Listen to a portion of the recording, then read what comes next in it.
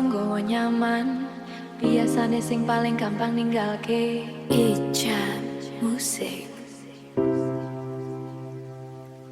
Tulus ora mesti menang. Wengi iki aku dhewe ora ono kabar saka kowe. Pesan terakhir mung iya kuwi wae wis suwe. Aku nunggu tanpa arah kaya wong ora penting. Padahal biyen kowe ngomong aku iki sing paling penting. Kowe lunga tanpa sebab, ninggal loro tanpa jawab.